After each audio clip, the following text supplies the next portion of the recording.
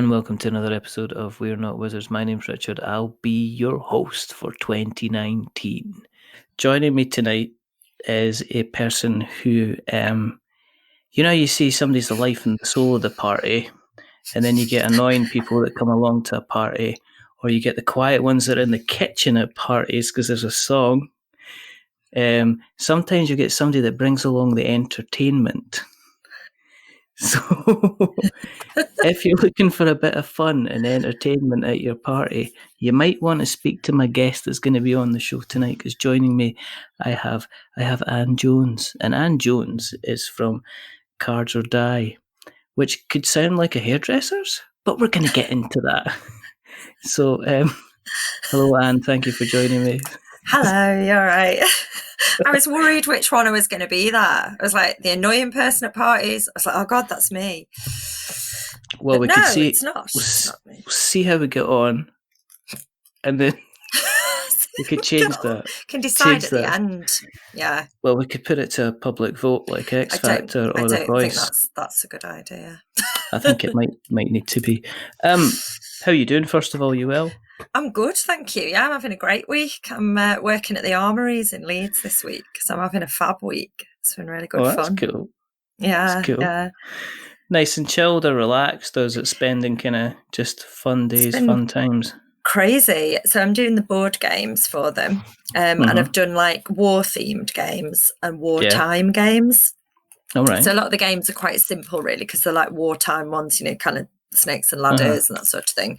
But I've also taken a load of modern ones which are based on charades, because obviously that's been popular. It's a Victorian parlour game.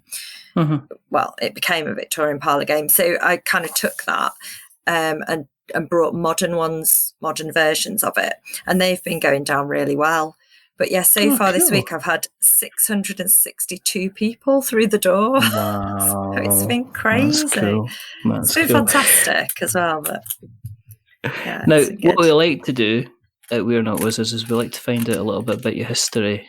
So we like to find out a little bit about your dark and distant past. Right. Before we look at your kind of, you're obviously very busy present. And then before we jet off into the parties and kitchens of the future, that's rubbish. So, do you want to tell us? Do you want to tell us a little bit about how you got into the hobby in the first place? So I've kind of always played games from being little, and then just carried on really. And then I think a few years ago, I kind of picked back up some of the games that I had. So the likes of Escape from Atlantis and that sort of thing that I'd always really enjoyed. And then obviously you start to realise that there's a lot more out there, don't you? There's a lot more interesting and complex games. And so that's a bit vague, isn't it? But yeah, and I'd got friends who played games. So my friend Ailey is quite a big board gamer, and she introduced me to quite a few games. So I used to go over there and play, paid Ticket to Ride a lot, and Big Book of Madness as well we played, which is really super hard, but what I find quite hard. But so we played loads of different games there, and then just kind of played more and more different games like Carcassonne and that sort of thing. And then when a lot of board game cafes started opening, I would visit them when I was somewhere, like if I'm over in Liverpool, we'll go to, I think it's Sugar and Dice, isn't it, in Liverpool, and take the kids. And it's just a good thing to do together as a family, I think. I think once the children got a bit older, I kind of did more. Sorry. When you were picking up games like, say, Escape from Atlantis, did you get the newer versions? Well, so or did you get the older versions? I had kept my version from when I was a kid. So I had kept the games that I really liked. I had kept. So I'd kept, like, say, Cluedo, and we still have Masterpiece, which is a really old one, and Escape from Atlantis I've always loved that. So mine's an original. Is it the one with the plastic bits and the and the little plastic octopus and the sea and the monster? swirler, the Atlantean swirler. I'm doing it with my hand for the benefit of people on a podcast. That's useful. It's great podcasting. It's great visuals. content. So and I've always played that, even like right throughout, through being a teenager and, a young person. And I think as my kids started to get bigger, we played that, and then we were like, there must be other games by now, And so, and I've ended up with quite a big collection of retro games. But also, like, we bought the new version of Survive Escape from Atlantis. Yeah, and I've got Survive that myself. Space Attack as well. Yeah, and they're really good. I think they're just as good as the original. It's just quite nice to have that, like, vintage kind of box. I really like the real kind of plastic pieces from Escape from Atlantis, because when it was in the middle of the room, it was actually in the middle of the room. It was pretty. It was nice and solid. Yeah, and I just like the fact that little boats had little white sails. Yeah, and you could tell how old the copy Escape from Atlantis was by the number of white sails that were left. Yeah, and also because they don't stay in anymore. So I've got the sails that just flop out of the boat. Turn them upside down like that. This is rubbish. This is not good at all. When did you go into the hobbyist side of board? Because to me, there's board games which are the popular side, but there's also the hobbyist side. I wouldn't, when did you start to kind of jump into kind of like the hobbyist side and look at your Carcassonnes and your Catans and stuff like that? Yeah, that was a lot later, really. That was kind of, say, the last 5 or 6 years, I'd say. Yeah, that's much more recent. Previous to that, perhaps a little bit earlier than that. It's hard. Time's so difficult to keep track of, isn't it? But yeah, probably 6 years ago or so. And prior to that, I just played like whatever we could find. And when you don't know, it's can be a bit of an intimidating kind of hobby, can't it? Because there's so many games, and if you don't know what you're doing and you don't know what you're looking at, it's quite hard to choose. I think there's complicated games. I think there's depending on which trouser leg you kind of go down in terms of games, that if you end up going down the high level strategy games or something like that, I can imagine can you imagine the first game you pick up is Twilight Imperium because you really like the front cover? Yeah. Do you imagine sitting down with that and realising that you're blown. You're about to commit you and the kids to 6 to 8 hours of moving spaceships. So I think that's why some of them are still the gateway stuff, as they say, is still popular. But and I don't see any harm in that. Sometimes got no issue with the term gateway as such, but the way that it's used sometimes is a bit frustrating because it's sometimes a bit dismissive, isn't it? It's that's a gateway game, as though it's some sort of rite training of wheels or something like that. Obviously you don't play that anymore. And it's well, do you know what? It's a good game and I still play it and other people like it. And I think that's the thing with what I do. There are lots of games that I have that I wouldn't particularly sit down and play, but other people like them, and that's the thing, isn't it? It's about different people like different things, and that's fine. That's fine. Yeah, it's absolutely fine. What kind of games do you like playing yourself then? I mean, if you're settling down for a night, I suppose it depends on the company. I mean, it does. Yeah. If it's just me and Mark, we'll play we've played a lot of Azul lately. We really like that. Yeah. I mean, personally, I prefer something that's not over long. I don't want to be sat for 4 hours playing the same game. I'd almost rather play a couple of really short games. So Crossing or Exploding Kittens or I don't know, shorter ones, and then play it Pandemic or something or Forbidden Island.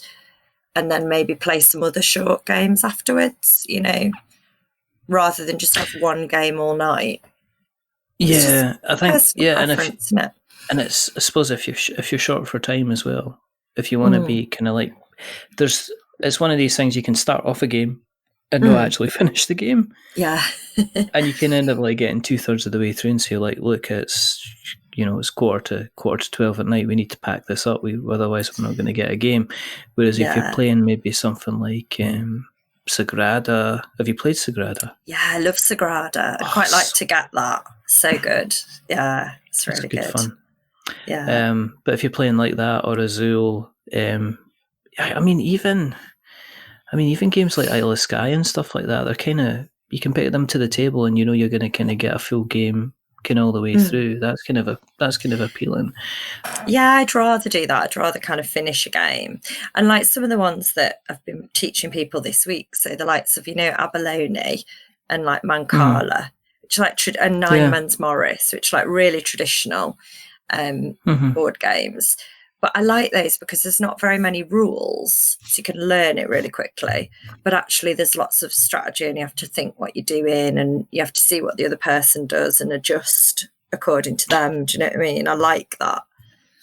So were you doing what you do?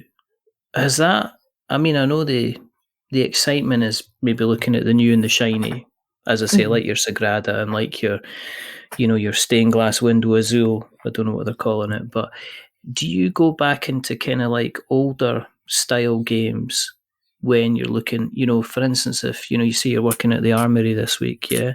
Did you go back and research kind of potential games that were kind of fitting in with a theme that were kind of older style when you're looking at like teaching stuff?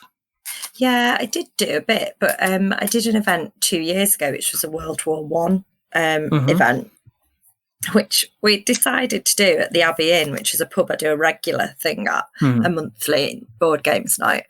And we made this decision, me and the landlord, we were like, oh yeah, we'll do World War One. It'll be really exciting. And then we did the Facebook event, we did all that. And then I went away and I was like, oh my God, there are no games left from World War One because it was too long ago. So what have I done? I texted him and he was like, yeah, I'm really struggling. I was like, oh no, what have we done? But we managed to find some, but goodness me. So I had some from that. I've managed to find one on eBay from 1914 called Hearts. And it's the most gorgeous little thing. I mean, in terms of, the thing is for me, in terms of a game, it's not the greatest game in the world. It's not Sagrada, do you know what I mean? You roll the dice and you've got to spell out the word hearts. That's it. That's the game. That's it. But the instructions are all like, it's like this jolly and exciting game. And you're just like, it's so gorgeous. And this family at the Royal Armoury spent about an hour and a half playing it yesterday with because they had little children with them. Yeah. And they loved it. They absolutely loved it. They thought it was brilliant. And I just thought that's what matters, really, isn't it? It matters that you sit down with people and you connect with them and you have a nice time. And it doesn't really matter whether it's a, intense strategic game with, 4 phases to everybody's turn. It doesn't matter to me. So how'd you get in to what you're doing? And what my job? Yeah, how did you get into kind of like starting up Cards or Die? And so, like I said, I really enjoyed board games, and I was going to quite a few board game cafes in different places. And initially, I thought to myself, because Leeds didn't have a board games cafe, and I thought maybe that might be something I could look at doing. And I looked at it a little bit, but I wanted something a bit more flexible and a bit less, I didn't want to be tied down to a premises. And I thought my initial thought was I would just do pop-up events and see how that went, really. And that's how I started doing like pop-up events at pubs and cafes. And then since then I've done some corporate training, and I've designed a board game for a charity in Birmingham to use for training. So so I've done all sorts, really. And like this week I'm at the Royal Armouries and I've got like lots of different bookings, weddings, all sorts. So it's been more a kind of organic do you know what I mean? I kind of had this idea that I would do pop-up events. Yeah. And then as time went on, you know, people would say to me, oh, you should do this, or oh, you should do that. And so I kind of just added to my repertoire. And I had an idea at the start that I would do lots of festivals. But that hasn't really panned out, really. Because I don't think I properly thought that through, because obviously if I'm doing a festival, it would mean working all day and all night on my own. So and also that has to reflect then in what I charge. So then when I quoted festivals, they were a bit like, oh, we were going to give you some free tickets. It's like, nah, I can't do that. It's not going to work for me, that, because I need to eat. So exactly. You know, it's a great offer. Pay for internet. Yeah, thanks for that. Answer away. I get loads of exposure, apparently, so that's all right then. Do everything for people free. Die from exposure. I love that. I love that thing. Yeah, I love that response. Yeah, Did they die from exposure? You know. Yeah, so yeah. You mentioned corporate stuff. Yeah. Is that quite a hard sell? Does it take a particular type of kind of mindset? Because I can imagine, I guess, do the businesses approach you, or do you actively go and seek these kind of businesses out and say, look, have you ever thought about doing this? Or is it kind of, is it kind of organic, kind of word of mouth that somebody said to somebody? The bookings I've had have been through word of mouth. So it's been a mixture of me saying to contacts, I want to get more corporate bookings, and them saying, I know someone who'll be up for that, and giving me a name, or that person then approaching me. I think you're right. I think it is a bit of a hard sell, and it's hard to get in. Do you know what I mean? To get those contacts can be quite challenging. But when you do it, people really enjoy it, really get a lot out of it. Like, you know, like team building wise. I mean, I did, the last one I did, we played cooperative games. So we played Escape Zombie City. Yeah. And it was just really good. You know, they worked as a team. We swapped people around, so they worked in different teams. And it was really good, really positive. And I don't know, I think, it's a really good thing to do, because, I mean, before I did Cards or Die, I was a teacher for 17 years. So I've got that background in teaching. So what kind of teacher were you? I was terrible at it. I was an English teacher, really rubbish one. Really? I taught English. So, and I was second in department. Secondary. Primary or secondary? Secondary as well. Yeah, big ones. I loved it. So did you get? Did you? What did you just one day just say? I've got to move on. I'm going away. I loved the teaching. I love teaching kids, but all the other stuff that goes with it, I don't love that. Like that is stressful and unpleasant, and it detracts from your actual job. So the majority of the time ends up being, felt for me that I was proving I was doing what I said I was doing, instead of being left to get on with it. Do you know what I mean? And it's like, I've been doing this for a long time. You know I can do it. Just leave me. Let me get on with it. But they won't. They're just on it, and they observe. So like your league tables and assessing and then, like, you know, they're not. You can say, well, look, this kid here, they came back last weekend after the long weekend and said they sat down and read a book for the first time, and you're like going, that's amazing. But according to his grades, he's got 54%. So according to the stats, he's not actually done anything, kind of thing. That's whereas, meaningless. Yeah, and they say things like, well, you can't really measure that. If you can't measure it, no one's interested. And that, to me, that, like you said about someone going away and reading a book, or asking to borrow a book off me that they would never have read independently, that's not measurable, but that's great. You know. Yeah. And I don't believe that everything has to be measured. I don't think that's true. I think, you know, how children feel about going to school, how they feel about learning is just as important. And that's something that gets neglected, I think, really. I'd love to see I'd love to see kind of board games introduced into an educational environment. I think there's a few lessons that could come in just to make it easier. Definitely. And it's cheap. It's such an inexpensive kind of training tool. They seem to be going for these online computerized versions. Definitely. It's like last term my son comes home and says, you're going to have to book lunch for us online. It's like, what? So you have to Right. go online into an app to book what you have for lunch on a day-to-day basis, instead of them just rocking up at the, like when you and I were going to like high school or You whatever, you just went rock up. along with your tray and chose what you wanted, didn't you? Do you know what I From mean? the I'll just have limited this. choice of slop. Exactly. I'll have the stodgy horse pie, and I'll have the sticky something. And is that custard? It With could the be custard. It chocolate could be custard, the radioactive. chocolate custard. Yeah, that pink custard. Yeah.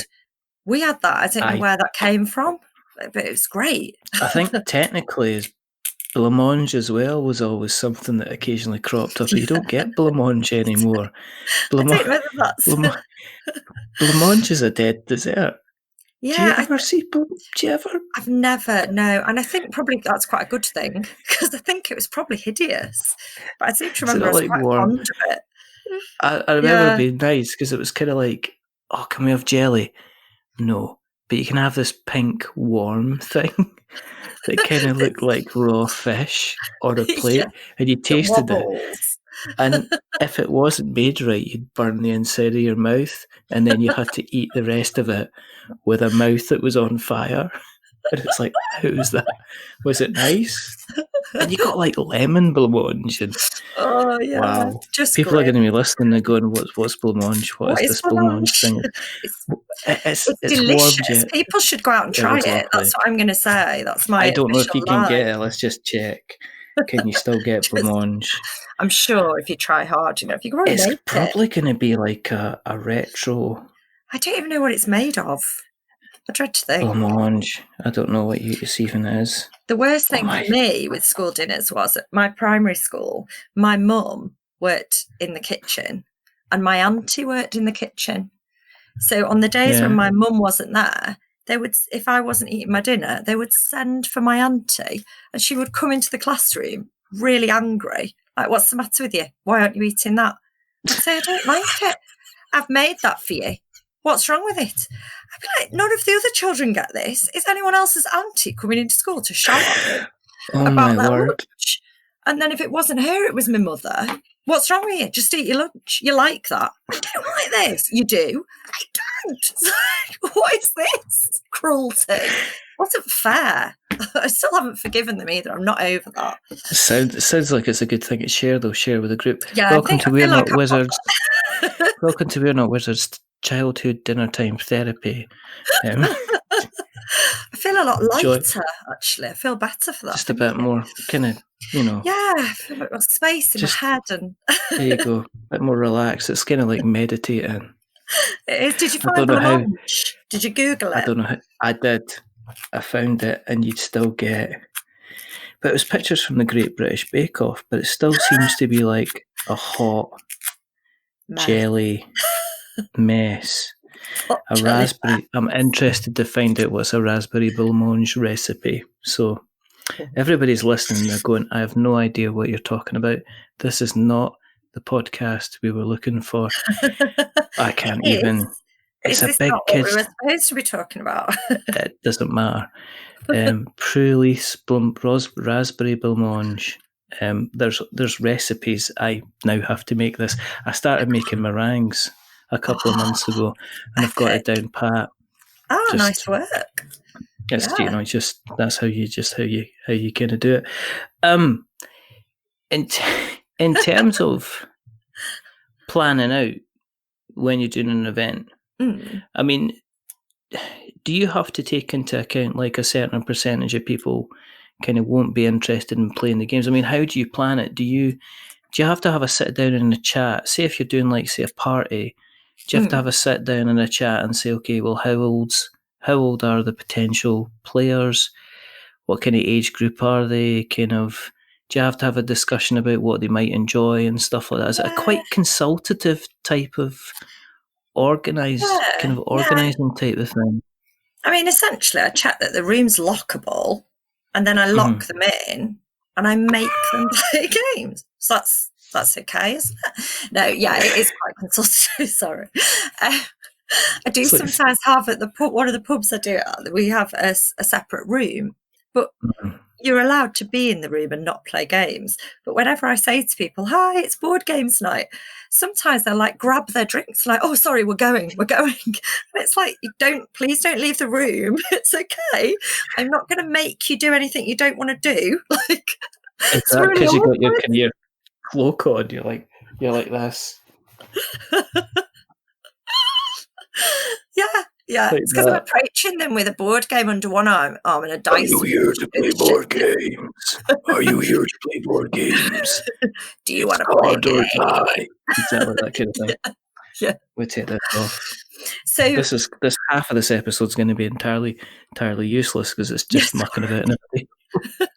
Sorry, you're going to be cut in forever. Now the sign language bit. And then if somebody sits down, then are they like, do you kind of like go through what they potentially might like if they play games and? Yeah, so geekily enough, I have a massive spreadsheet with every game on that I own. And that gives you a little summary of how many people can play, what kind of difficulty level it is, like a summary of the game. And then if you book an event with me, I share that with you. And if you want to, you can go through it and tick which games you want me to bring. And if you can't be bothered, like, that's fine too. You can just tell me what kind of games that you like, and I'll bring similar games or those games. And then I just kind of use what I know. So if people say they like certain games, then, you can usually infer that they'll like others as well. You know what I mean? So you'll kind of, they'll give you a list and you're like, okay, so, you like Cranium. So I can pretty much guarantee that you'll like other games from that era, maybe Outburst or, you know what I mean? So I'll kind of just go round what they've asked for. So yeah. And then, like you say, get the ages, because if there's children there. But I don't do children's parties. I do parties for adults, just because, like, I like children. They're nice, but I don't want to end up doing like it's like the opposite of marketing, isn't it? I don't like children, but I don't want to like do all the childcare. Like, I'm not interested in looking after them and trying to get them. So I say to people, like, they can dip in and out of games, that's fine. But if you're wanting to have a party for children, they need to be able to sit for a length of time, do you know what I mean? And play games. Otherwise, it's not for them. They're not getting the most out of it. It's more adults, really, that get more out of it, I think.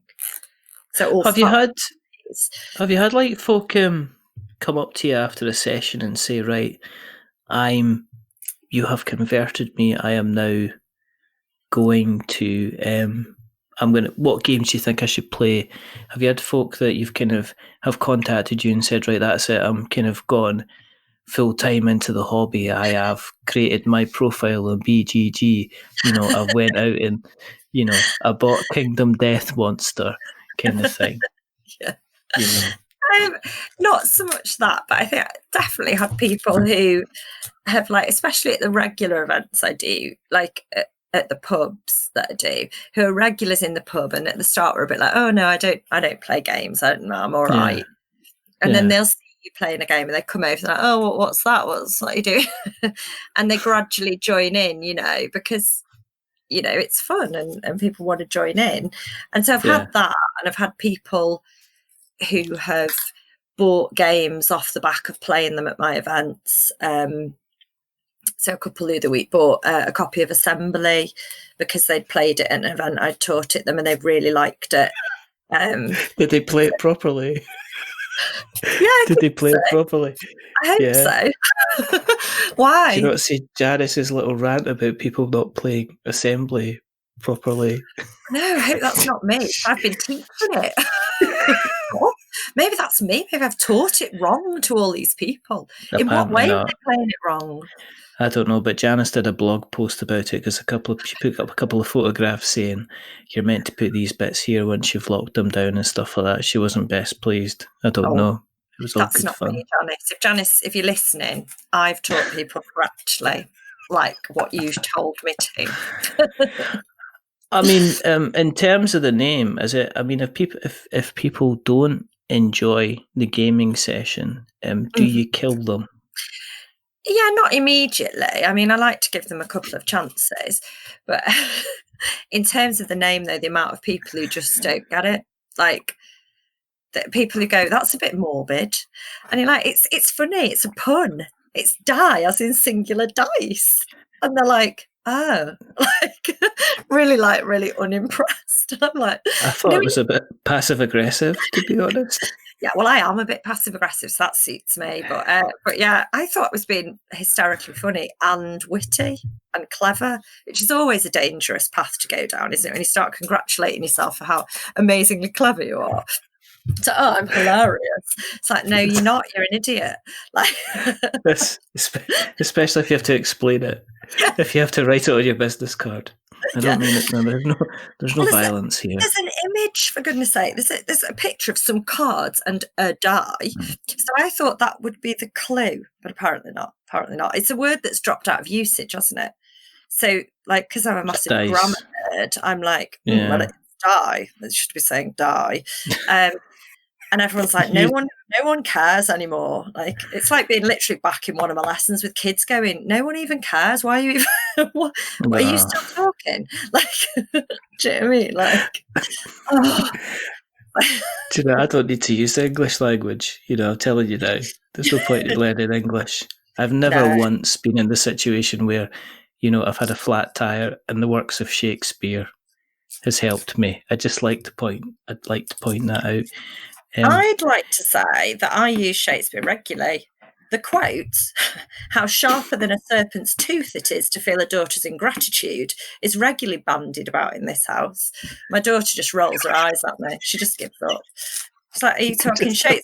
Yes, I am, yes, because I'm very upset with you. It's a great line. Get thee to a nunnery. Get thee to a nunnery, or I will drag thee there on a I will drag thee hither on a hurdle, or whatever it is. I know. Yeah. No, I've always the only thing I've ever thought about Shakespeare is I've never ever understood why they made kids read it and not perform it. Because it was a performance thing. So you used to get everybody sitting going, "Behold, the raven itself is horse that croaks the fatal entrance of." Miss, why are you reading this? This is rubbish. But if you got them acting it, they absolutely loved it, which always confused me about Shakespeare. Do you have to be, how involved do you have to be when you're doing a session? Are you kind of like walking around? Do you have like a big colourful kind of outfit on with balloons and stuff? Kind of making sure attached to me. I have a load of helium balloons, so I kind of just float above the general proceedings. That's maybe an idea. I can view all of the games. Yeah, no, just to make sure anybody's struggling. You know, you can just like be doing that. You want to go like disco pie, just like float by and go. You don't want to do that. I once, this is a terrible admission, walked up behind a couple of guys who were playing bananagrams and went, oh, no, you don't spell that like that. Leant over, this is bad, and moved the pieces.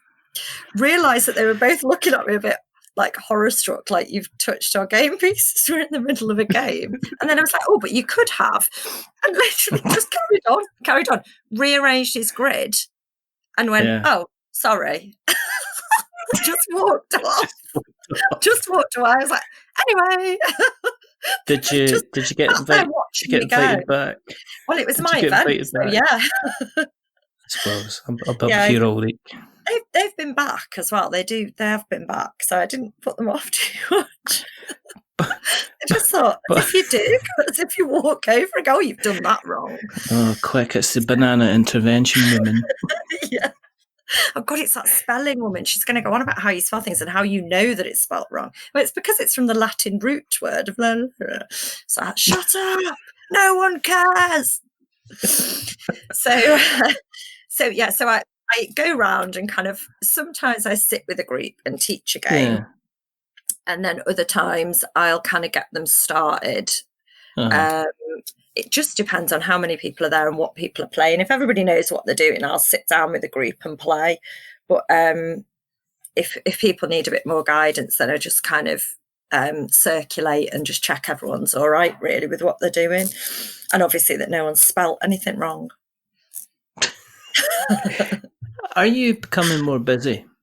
I mean, Yeah. are you the type of person where you kind of get into the thing of, well, this is actually, I'm actually needing to kind of put people in a queue. I'm needing to maybe turn down work. I'm having to put the prices up a bit. Is it getting to the point where you've got enough momentum now where you're just like saying, well, actually it was serious before, but now it's kind of like sustainable and potentially I can grow it? I'm definitely getting to that point, but I wouldn't say I'm not at that point yet. I'm not turning work away unless it clashes with, long-standing, because I have some regular bookings that are long-standing. So unless it clashes, then no, I'm not turning work away. But it's certainly becoming much more sustainable, and it's definitely growing. Since January, things have really picked up a lot, and I'm just into my second year. And everybody said, it takes 2 years. It takes 2 years, and I must admit, by the end of the end of the first year, I was thinking, is it going to work? Is it going to be? Is it going to work? But it is working. It is, but it's building quite slowly, and I have a lot of responsibilities at home. So part of that slow build has been because I do a lot of childcare. My son has autism, so I look after him a lot, and that has been. I feel that, and it's no bad thing, but I feel like had I had more time, I could have built the business more maybe not aggressively, but no, I know what you mean, proactively and a bit, proactively, I could have chased more leads and been more on things, whereas to an extent I haven't, because a lot of my day is taken up with getting him into school and making sure that he's okay, and that's my priority at the moment. So but then on the other side of it, you could have done an event that was a complete disaster, and then the business kind of went mew like that instead. So I mean, things grow as they are, and they kind of grow. I mean, in terms of, do you play games with your son? I mean, does he enjoy? Games. Yeah. Well, it was me and him that used to play more, because my daughter was never very. She's more of a fan of a quick game of something. She's not a one for sitting and playing. Whereas Edward, can't remember how long ago I bought Escape from Colditz about 6 years ago. Because Edward I'd been talking about it, and he was like, I want to play it. So me and him played that. So he must have been like 7.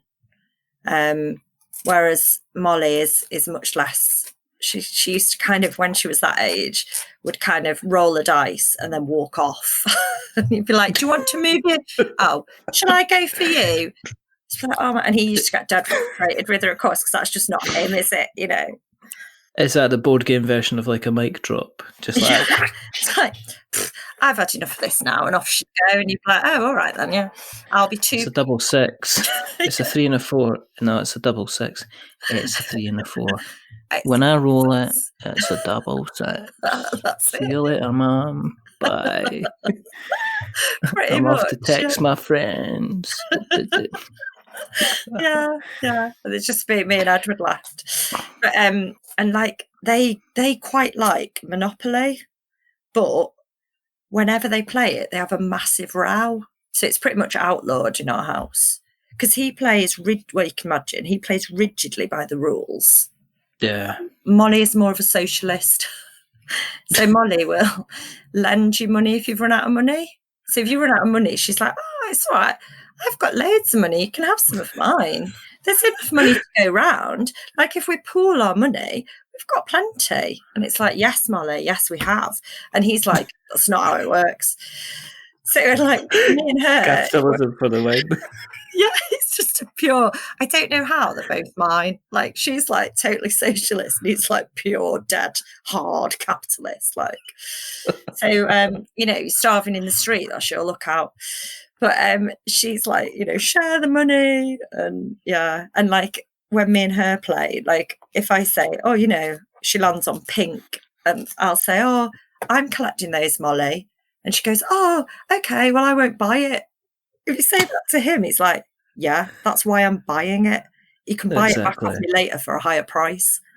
It's like, that's not That's how it not, works, but it is that's how not it what it says on works. page 4, where it says if you turn it down, it goes up for auction. It's like, Yeah, what? Is page that 4, even a rule? subsection 3.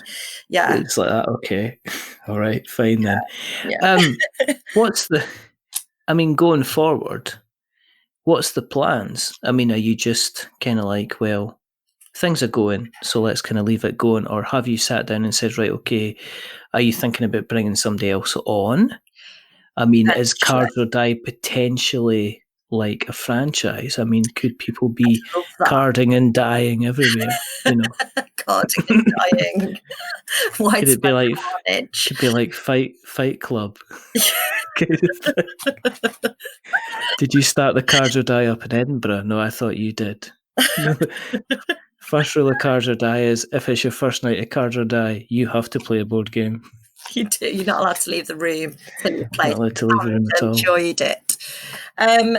Yeah, so long term, it would be lovely to think that I could do franchises. That would be amazing. Short term, I'm just going to keep building it gradually, working it around my other commitments. Yeah. And then, hopefully it'll just keep building and I'll keep growing it until, I'm hopeful that at some point I'll be able to take someone on. Yeah. In the short term, I'm hoping I'll be able to take my children on at very cheap rates, once they're, how old do they have to be to work? 5. So I'm hoping I can go, well, I'll tell you what, I'll give you bed and board if you work 50 hours a week for me. I think that's fair. They have to sleep in the garage. Yeah. Edward actually does sleep in the garage because we've had it converted. So that's actually There you go. She's already there. It's already So there. it's all fun. It's all fine. Yeah. It's not. You don't have to worry about Yeah, it. it'd be great. It'd be great to take someone on. And I would obviously pay a living wage. I wouldn't just... I was going to say, with you being an ex-teacher, I'm sure you'd get the tip off if, like, the social came round and that. I'd hope so, yeah. Get, like, the family worker on the phone saying, Exactly. If people have listened along tonight and went, where can I get a recipe for a strawberry blancmange? No. Well, you can find one on the bbc.com/recipes because it's actually on there. I couldn't believe it. I have been looking. I can't believe it's on there, and I can't believe while I've been talking, have you just been Googling blancmange? All the way through. I've just been killing time. You've kind of set me off on a path I don't know if I can follow, really. It's quite a scary path. If people want to find out where you exist on the internet webs, where do you exist on the internet webs? I exist in all of the social media because that's what you have to do, isn't it, these days? Yeah, so I'm at Cards or Die, and I'm on the Instagram and the Twitter, and and I'm on the Facebooks. At Cards or Die Board Gaming on the Facebooks, and then my website is www.cardsorDie.com. Okay, that's me, and I'm doing a little competition at the moment if people want to subscribe to my website, because I realised I've pushed all my other social media and then my website's a bit woeful. So it's not woeful, it's amazing. You should definitely visit it. It's really exciting. Woeful is the wrong word. you missed out the N, the D, and the R for wonderful. Hey, that was smooth. Good work. Yes, it's a wonderful website. So what we'll do is we'll put all those links in the show notes so that we've got notes to show if you want to keep an eye on what we're up to. And I've no idea why so many of you do, to be perfectly honest. You can also find us on the internet webs if you go to the Googles, and if you search for We're Not Wizards, you'll find us on Twitter at We're Not Wizards, you'll find us on Facebook at We're Not Wizards, you'll find us on Instagram at We're Not Wizards, you'll find us on our website, which is we'renotwizards.com, our blog, which I mentioned. Janice Turner from Ren Games wrote us a piece recently, which is we'renotwizards.blogspot.com. You can find us on YouTube, which is it's a thing on YouTube. Just search for us, you'll find us. You'll find us in all the podcast catchers like Stitcher and Spreaker and Acast and Spotify. We're on Spotify. We're on Google Podcasts as well. We are everywhere like a virus getting out of control. If you want to email us, well, no, in a bad way. But if you want to email us, you can email us on magic@we'renotwizards.com. If you want to, you can DM us on Twitter, because just do it. And if you want to keep an eye on what we're up to podcast-wise, you can jump onto all the podcast catchers. Find us there. If you like what you've listened to tonight, then we'll do two things, okay? Tell someone else, because word of mouth always helps us grow. And secondly, if you go to Apple Podcasts, drop us a subscription, a rating, or a review. And as we say, if you do give us a rating or a review, don't give us 10 stars, because it makes us big-headed. But don't give us 1 star, because it's like, makes us like a cold raspberry Blancmanche. They give us something in the middle, like 5, because it's average. And we're just a little bit average. But the person who's not being average tonight is rather wonderful, rather fantastic. Anne Jones from Cards or Die. Thank you for coming on. Oh, thank you for having me. It's been lovely. That's all right. There's only 2 more things to do. First thing is to remember that we are many things, but we're not wizards. Are we wizards, Anne? No, you are not. Are you a wizard? No, I am also not. That is very good. And the second thing is to say goodbye. So it's a goodbye from Anne. Say goodbye, Anne. Goodbye, Anne. Sorry. That's a goodbye for every single time. That's a goodbye from me. Remember, stay safe, roll success. And if you're going to be in Leeds and you want to have an event, be it like a birthday, a party, wedding, an office event, some training, some corporate stuff, some non-corporate stuff, some team building, some non-team building, some solo games, some joint games, some board games, check out Cards or Die and get them along, because they do some fantastic work. But until the next time, goodbye.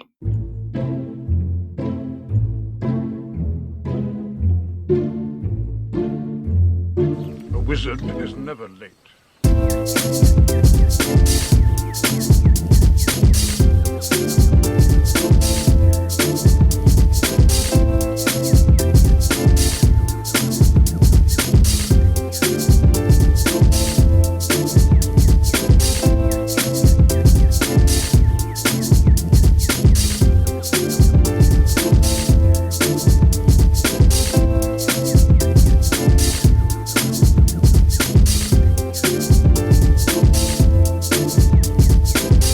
Nor is he early.